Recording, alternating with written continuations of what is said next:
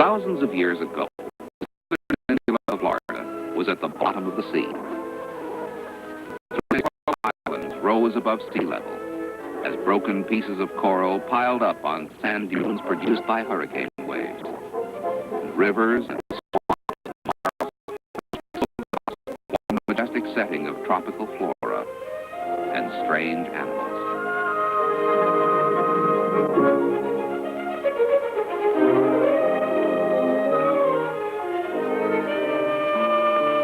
In the early 1800s, when hardy pioneers were exploring the wide expanses of our western United States, an even hardier lot was pushing inland from already populated settlements on Florida's west coast, following the natural highway of exploration, the rich and colorful Caloosahatchee River. While the rest of the world was discovering the steam engine and the electric telegraph, white settlers and Florida Seminoles were building a romantic reputation in the wilds of the Big Cypress Swamp, forging a prosperous community with their bare hands against incredible hardships, the worst of which was the river. For the river which had brought them here, and which provided food and recreation and transportation and irrigation, was at times an expanding wall of terror, overflowing the tiny settlement. Old-timers tell of flooded streets and devastated crops and drowned cattle. So work was begun to harness the river, to make it provide for the settlers. Soon the dredging and widening process turned the unpredictable Caloosahatchee into a great natural resource. Historians say that a Frenchman, so taken by the beauty of the area, named the site LaBelle, which means the beautiful. In a short time, there was a very popular river cruise from Fort Myers, past sweet-smelling orange groves and on to the tiny, friendly town. LaBelle's hospitality and climate attracted some of the most famous men of the age. Henry Ford was a frequent visitor and bought a good deal of property. Thomas Edison made LaBelle his favorite retreat from the hustle and bustle of the booming areas of western Florida, and the town began to take on significance. With the widening of the river came commerce and industry. The river connected the little town with the settlements at Fort Myers and Henry Flagler's Palm Beach, where already his railroad was transporting hundreds of winter-worn visitors from the north to the tropical paradise of South Florida.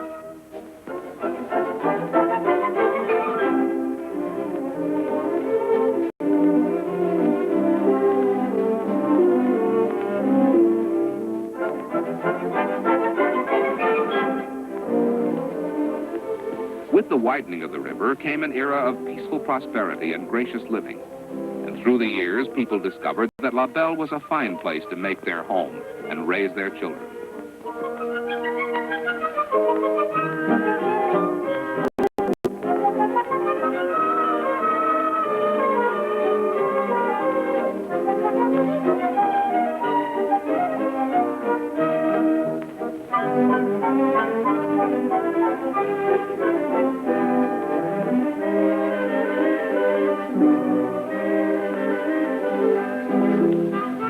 The settlers quickly found that their cattle prospered in this rich tropical setting, and a small grazing herd on several farms grew into tens of thousands of head of cattle, forming an impressive commercial industry valued today in the millions of dollars.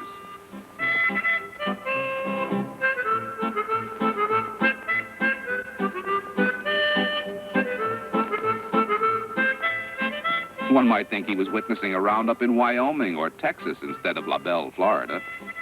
Suntanned cowboys and native-born Indians work together. The sound of the uproarious cattle is punctuated by cries of encouragement and temperament in two tongues, English and Seminole. The production of timber is taking on added importance, too, as research in native range management progresses. Water, the natural resource. Beautiful, soothing, ambitious, as it is diverted to produce fertile farms thriving with rich harvests. Luscious red-ripe watermelon, 3,800 acres of them.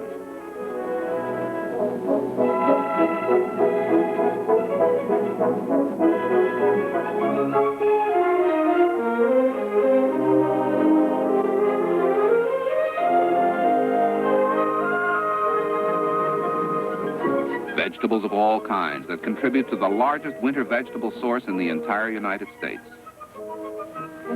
Chances are that those bright, plump tomatoes and that pleasant, sweet cantaloupe and those firm, cool cucumbers you had for dinner may have been grown right here in LaBelle. Farmers soon discovered that the soil content of the area was perfect for the growing of citrus fruit.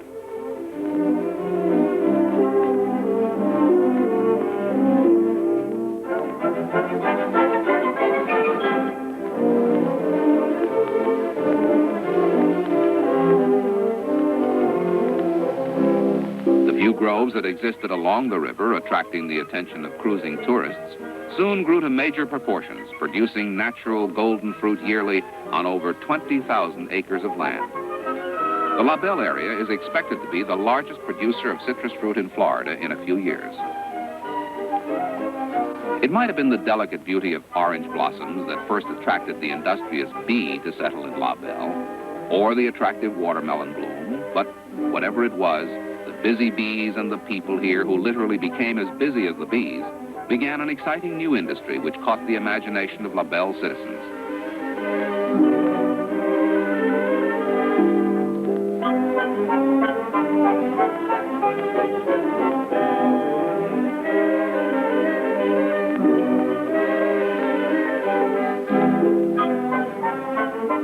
And as if to sweeten the pot, this industry grew to international proportions as orders for honey, wax, royal jelly, and for valuable queen bees came from around the world.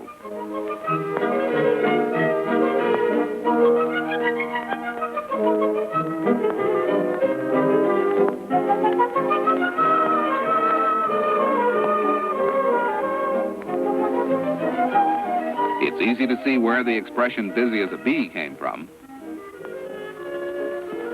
The natural resources of the land began to vibrate to the harmony of hard work and diligent planning when a rich source of oil was discovered, giving the lucky little community an additional industry.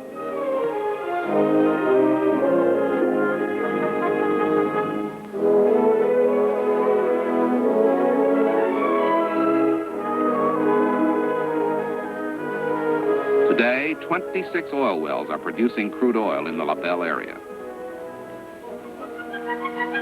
With all this prosperity, the town of LaBelle began to grow into a modern city.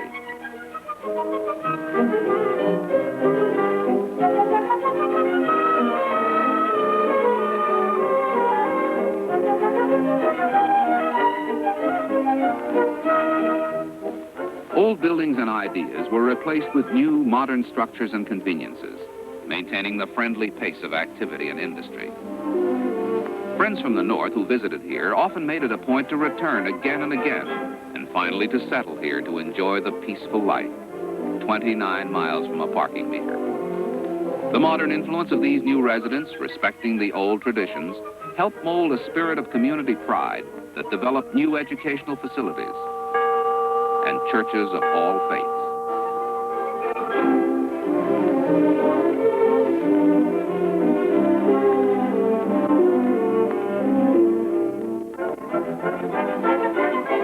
Civic meetings like this bring together farmer, cattleman, banker, grocer, engineer, grower, businessman, and professional to plan and shape the future of the city.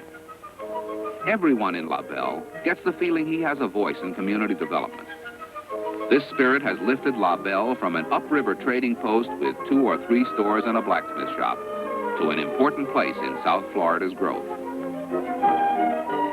One of the most important developments of any community is training young citizens.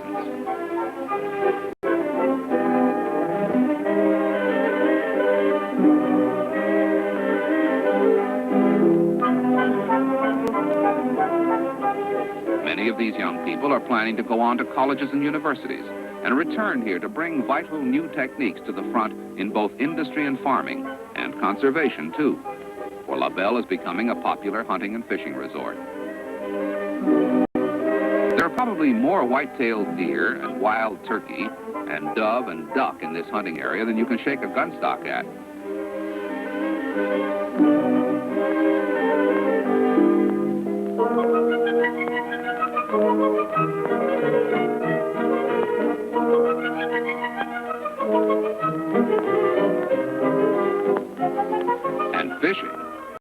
They say the many bass and snook almost want to be caught.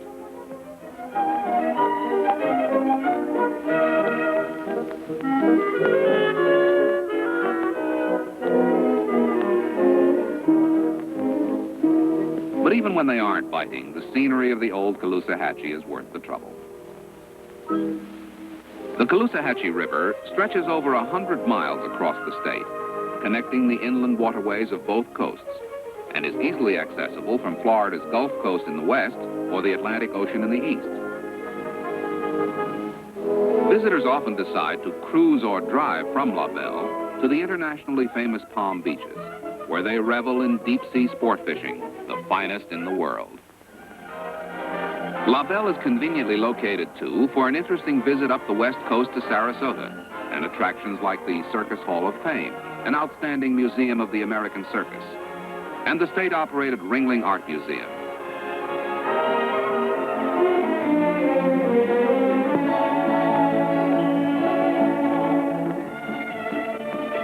Or to Florida land, just south of Sarasota, with its popular porpoise show and Wild West shootouts.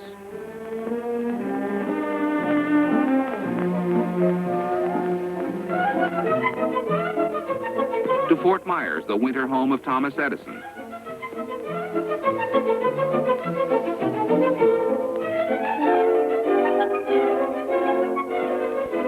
The white sand beaches of Sanibel.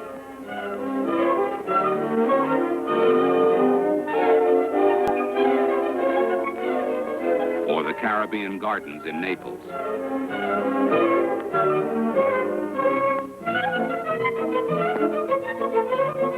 And then it's time to return to LaBelle and its easygoing, relaxing outlook on life, where new things are happening, new people are visiting and staying, and the pioneer spirit of yesterday warms the hearts and minds of its hard-working, God-fearing people.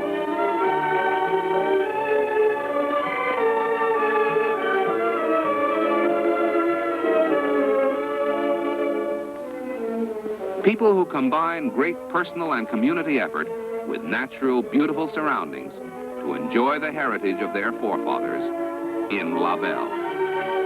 Truly, LaBelle the Beautiful.